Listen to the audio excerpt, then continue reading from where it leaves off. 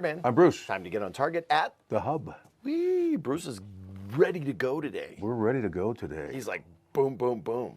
What? Oh, I was all ready for you to get here. Well, you were here before me. Yeah. Good. So anyway, we're going to continue a little bit. Today we got an interesting gun. It's a used gun, but we're still looking at the CCW stuff. We're kind of, It's almost like a series. We're working our way through the revolvers first, and some people ask me all the time about the revolvers. I think they're a good beginning and a good start for a lot of people that haven't had guns before and don't understand the workings of a semi-automatic. Right. So we're going to work our way through a couple more of these, and then we're going to jump into the smaller semi-automatics. But as a revolver goes, you should start with a bigger revolver, right? Not necessarily a super small one. I'm not sure if there's really any super small ones. I mean, if you consider these small. Snub nose is what I call it. Snub nose would be small. Yes and no. The objection people have to these, and we'll get into that in a sec, but the objection seems to be that they recoil a lot, okay, because they're a very powerful gun. The difference is between this and, let's just say, a small 380. And we talked about recoil a little bit last week, I think. But recoil itself, it all depends on the grip and everything. But it's harder to hold a small semi-automatic, I think, sometimes, because it's a little bit thinner than it is the small revolver. Now, the difference is the revolver may kick a little bit more, and if you're not holding it tight, it may raise the gun a little bit, but a gun can jam from that. Whereas a small semi, which you think you're holding, may not cycle correctly because you're not holding the grip. It's funny to me that nobody's made a small semi-automatic with a larger grip. And you think that they would, because that would actually sort of cover both areas. They could make it very small, but with a larger grip. But they make them all super small. Yeah, there is one that is, but it's not well known as much. And then we have them over there in different flavors. It's like Baskin Robbins ice cream thing. Yep. You see the ones I'm talking about? The Skies. Yeah, Sky. And you notice they're a little fatter. Yep. And they do fit your hand better. And they actually shoot pretty good. I think we've done a used Sky before. Yeah. Okay, anyways. Anyway, but normally you're right, they don't. So back to this. Let's just look at this real quick. This is Smith & Wesson 637 Performance Center, which means it's been fine-tuned by the Performance Center. But this one is a Gunsmoke. And for people that don't know what that was, it was a show. And I'm not sure if it was History Discovery or whatever it was. It's over here. And there it says Gunsmoke there and deep cover on the other side. They designed this themselves, went to Smith & Wesson, and Smith made this at their shop through the Performance Center. So what they did, if you just take a quick look at it, in fact, and then we'll show the shoot. They bobbed the hammer, so instead of going, so the 637 has a normal hammer, so it has less of a bump here. And I'm not sure, I kind of like this, but they're very difficult to bob a hammer because it changes the weight of the hammer and you get light primer strikes. It's also very difficult to get the trigger down to about 9.5 pounds like this one is in double without having light primer strikes because it's all, you got to hit the primer. And that's a lot of the reasons why the 22 revolvers were so heavy because it's so hard to break the rim. There's no primer. And so the Performance Center did a really good job on this. Now, these aren't really available. There's one thing I'm showing you here. Let's just show the shoot real quick. Okay, let's do that.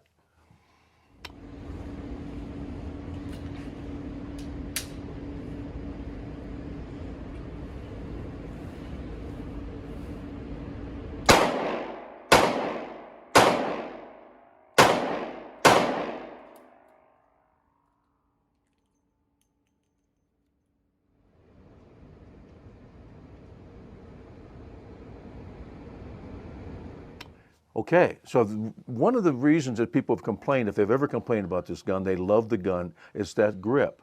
Now, when these first came out, a long time ago, I got one of these, excuse me, and I think I may have shot it once, and I wasn't used to the grip, and I just put it back into storage. Say. And then Doug, my son-in-law, wanted it, and so he's had it. I had an opportunity to buy this used one about a year ago, I think, and I had never shot it, because I have a rotation kind of a thing, so I put it away in storage. And so I brought it out for this today because I wanted to address this grip. Now, if you look in the shoot, the first couple shots were in the center. And then afterwards, I moved around a little bit. And I think what it is, this is a hard, like a nylon, if you notice that. And if you see it, and you could see it if I hold it like that, hopefully, the grip clip. So now, one thing I like about this, is that if you put your hand on it real quick, and you didn't have a chance to shoot it, so grab it, and what does that do to your finger? It puts it right where the trigger needs to be. Puts it right there. Now, if you didn't have that there, you'd put your finger in too far. So that is really cool. Now the problem seems to be for me, and I've only shot it really once in years, is that once I've shot the first couple rounds, I start to lose my grip. Yeah. And so I moved around. And we've discussed grip, and that's what we do here. We train grip. And here I am losing my grip. But normally we have more of a grip. Now, the pro of this is it's slick. It's not going to stick anywhere. Right. And you can put it in your belt from the back. You can put it wherever you want. That's a great part about it. The bad part, since it doesn't stick anywhere in your pants, it doesn't want to stick in the hand, so you're really going to grip it. Right. So I'm going to play with it again. We'll do one more shot, but I have a feeling I'll be able to keep them in the middle and then speed up a little bit. But it's just getting used to holding that. But the other thing I like about it, if you notice, they polished the trigger. Yeah. And they rounded it. You feel how it feels in your hand. It feels nice on the finger, doesn't it? Yeah, it's They gorgeous. took the sharp edge. And it looks gorgeous. Yeah, and then they also polished the flutes. Yep, they get the and flutes. they The flutes are polished chromed over here. and they chromed and polished the hammer. Show this up this way. Here we go. If we can see it real They quick. polished it up here. Yeah, and then they got their name on it. The neat thing about that show, and I don't know exactly what happened. I understand there's some problems with the IRS or something, but it was his wife and daughter and sons were the gunsmiths. Gunsmoke. And then they flew around a lot on the helicopter and bought guns. And, Right. And this wasn't Gunsmoke the no, not the Western. Western. This is the Gunsmoke, the gun shop. Gun And I'm shop, not sure exactly. I'm not going to tell them exactly where it was. I don't remember the state. But if you notice back, all the people that have done shows, not all, but Discovery History, a lot of the ones that got popular, example, that Below Zero show, where they got in trouble because she was feeding the fox. Right. And another one of those shows where one of the gentlemen was in trouble because he accosted somebody attacking his daughter. Well, and in that show, remember they that usually deal? pick people that have some drama because you got to have some drama to have people want to be able to watch a television show. And the problem with that is when you keep pushing them to have drama, they end up having. Yeah, and then Wild West, you know how much we like Wild West. We see him at the show. Yep. He got in trouble because supposedly he flew in someplace and didn't hunt the right. I mean, it seems like if you have a show on one of those channels and it's popular, that people are looking to get you. Now, I'm not sure it's just because, and I don't know if that's the case here, but you're open. I mean, we and I have talked about the shows, how many we've done. Yep. We say something on the show, and we can say later we didn't, so we can play it back. Oh, no, you did. So we try to be truthful. You know, we don't get paid from any manufacturers to really do this show. This is sponsored basically by the Hub. It is. They pay for everything, and the Hub sells all the brands. So if we like Smith today and we like Colts tomorrow, or we like Glocks or whatever the brands are, they just happen to fit what we're talking about. There we go. We don't have to stay with just one. Yep. So I'm not sure what happened to that show. I always liked the show. I thought it was a lot of fun. And this is just a unique gun. Let's just score it real quick. Okay. So this is called, again, the 637, which is really the hammered one. Now, I don't recommend people go out and do this to this gun because it's not easy to do and make it work. Right. 637 PC is Performance Center. It's got a little stamp on the other side. It says Performance Center. 38 Special, rated plus P. It says Wyatt Deep Cover on one side and Gunsmoke on the other, which is kind of unique. Category representation, we're going to give it an A. Manufacturer history, it's a Smith snub nose. They've only made them for 50 years. That's it. They've probably got a history. Intuitive safe, it's a revolver. You know, keep your finger off the trigger. You have to pull a heavy trigger. Carry options, we're going to give it an A only, I think, because you have some different options. Oh, yeah, definitely. And it still will fit in the holster.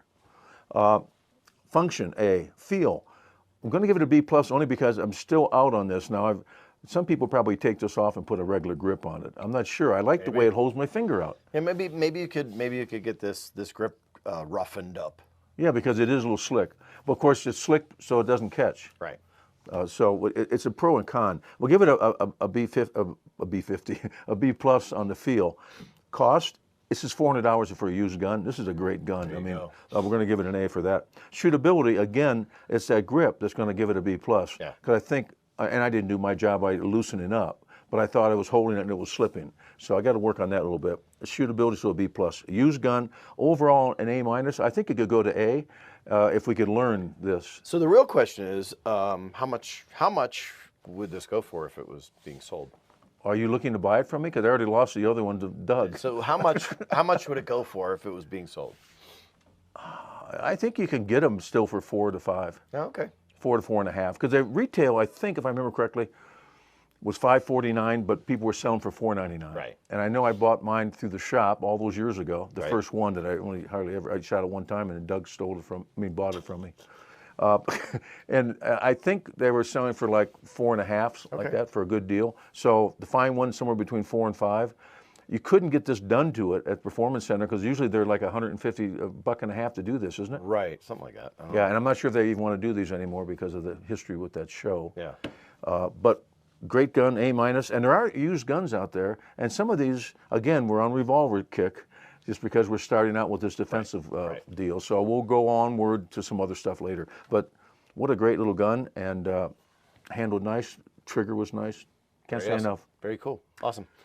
So that is the Smith & Wesson 637 Performance Center Wyatt Deep cover. Gunsmoke. Gunsmoke. As if we could get some more labels on there. Can we get more name on Can we get more labels on let's that? confuse the crap out of everybody. Cool. Cool piece, though. Hey, I'm Birdman. And I'm Bruce, and be safe.